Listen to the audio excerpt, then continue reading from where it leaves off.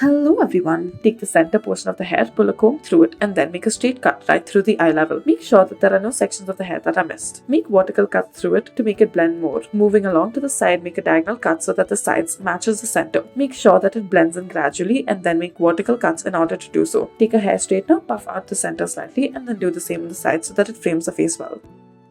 Next, take a comb and then pull it through the center portion of the hair. Twist the hair slightly and then cut it at the eye level. This is the pattern you should be left with. Use a pair of scissors in order to make vertical cuts through it and then make cuts at around the chin level. Make a diagonal cut that leads to the center of the hair. Do this on either of the sides and then begin to vertically cut either of the sides as well. Make sure that it blends into the sides really well, including the longer sections. Use a hair straightener in order to puff it out slightly and make the face be framed well by the hair.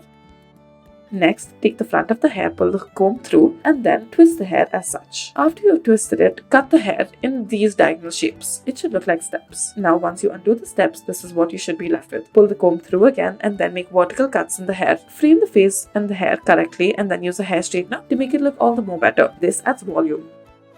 Next, take two sections from the front of the hair and then take it and then use a toothpick in order to take a small sections of it alternatively out. Now do this on both the sides of the hair. Make sure that it is a substantial portion of the hair. Now taking these sections, cut it right below the eye level. For the second level, cut it at the nose level, and lastly cut it at around the level of the lips. After you are done with this, take the comb, make a slight vertical cut to it. Do the same for the other sections that you have cut out as well. Be sure to be very delicate with this. Use a hair straightener to slightly puff it out. You may also use a curler in order to do so. Finally, this should frame the face well. This should be the look that you are left with. Thank you for watching.